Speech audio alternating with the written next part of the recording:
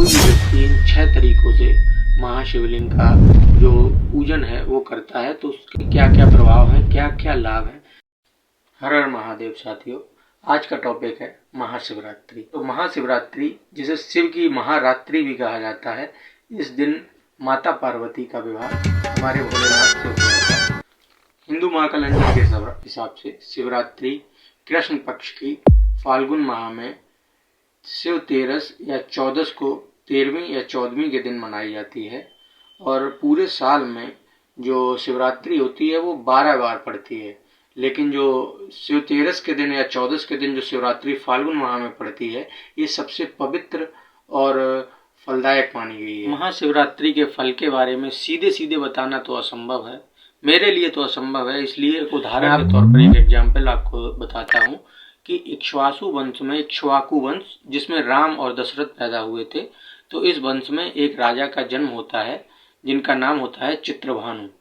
तो चित्रभानु जो थे वो शिवरात्रि के दिन ही अपनी पत्नी के साथ मिलके अपना व्रत कर रहे थे। तो उनके उसी समय पे उनके यहाँ पे जो महर्षि अष्टावक्र, नाम तो सुना ही होगा महर्षि अष्टावक्र का, तो जो महर्षि अष्टावक्र आए और उन्होंने उनसे सवाल किया कि हे महाराज, आप ये व्रत क्यों कर रहे हैं, किस फल की इच्छा के लिए कर रहे हैं।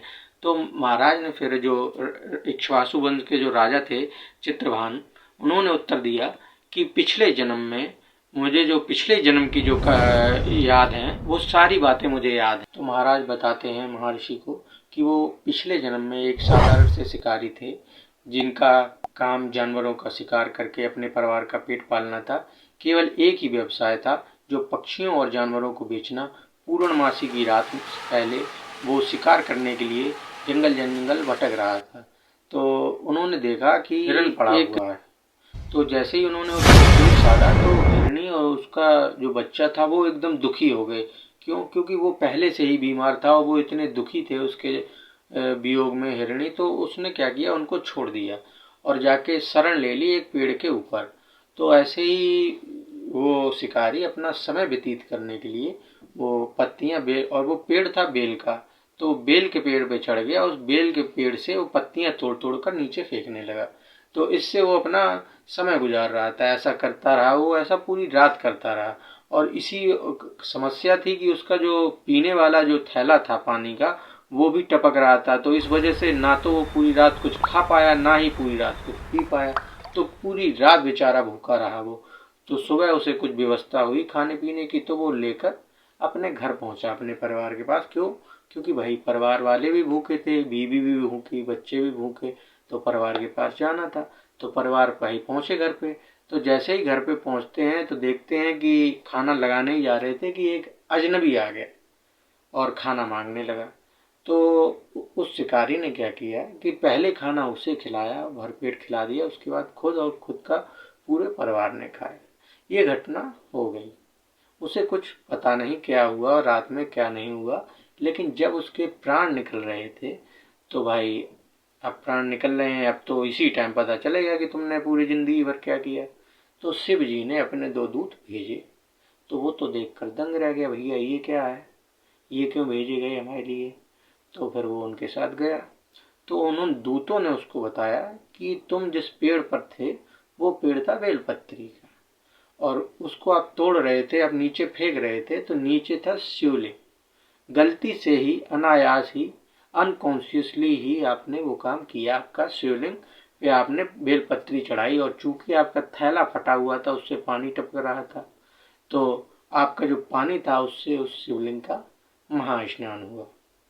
तो और आप उस दिन कुछ खा पाए थे ना पी पाए थे, तो उस दिन आपका पूरा व्रत भी हो गया।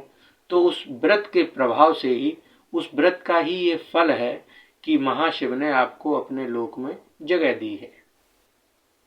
और जैसा कि आपने देखा, उसने अनजाने में ही शिवरात्रि के दिन पूजन किया महाशिव की, शिवलिंग का, महाशिव के रूप का, और उसके ही फलस्वरूप उसे धन, वैभव और ऐश्वर्य की अगले जन्म में प्राप्ति हुई। शिवरात्रि पूजा कैसे करते हैं, आइए अब हम लोग इस जो प्रक्रिया है शिवरात्रि पूजा की, महाशिवरात्रि की, उसके बारे में बात करेंगे। तो महाशिवरात्रि के दिन आपको 24 घंटे भूखा ही रहना पड़ेगा। किसी तरीके का अन्न या किसी तरीके का, अगर आप रह सकते हैं तो आप भूखे रहिए। और रात्रि में आपको सोना नहीं है। सबसे महत्वपूर्ण काम कि रात्रि में आपको सोना नहीं है और अपने व्रत को पूरा करना है। अपने व्रत को ही सिर्फ देखना है। इस दिन हम सभी को महाशिवलिंग पर बेलपत्री, धतूरा और कई तरीके की चीजें अर्पण करते हैं हम सभी लोग। और शिवलिंग को दूध, दही, घी, शहद, चीनी के पानी से और जो नारियल का पानी होता है उससे शिवलिंग का स्नान कराते हैं। शिवरात्रि की जो रात्रि है वो कितना महान फल देने वाली है, उसके बारे में शिव जी माता पार्वती जी को बताते हुए इस रात की महिमा के बारे में बताते हुए कहते हैं कि इस दिन अगर कोई भी व्यक्ति इन 6 तरीकों से महाशिवलिंग का जो पूजन है वो करता है तो उसके क्या क्या प्रभाव हैं, क्या क्या लाभ हैं। तो जो पहला तरीका है, ध्यान से सुनिएगा, जो पहला तरीका है उसपे शिवलिंग को नहलाएं पानी, दूध और शहद से। और अगर इसमें बेलपत्र भी आप मिला सकें, बेलपत्री जो पत्ता होता है वो भी मिला लें, तो ये आत्मा की शुद्धि का कारक बनता है। नंबर 2, अगर स्नान के बाद लाल चंदन से शिवलिंग को पूरा लेप लगाया जाता है तो ये पूजा आपके भीतर सद्गुणों की बारिश करने के लिए होती है। नंबर 3, नोट करते जाइएगा।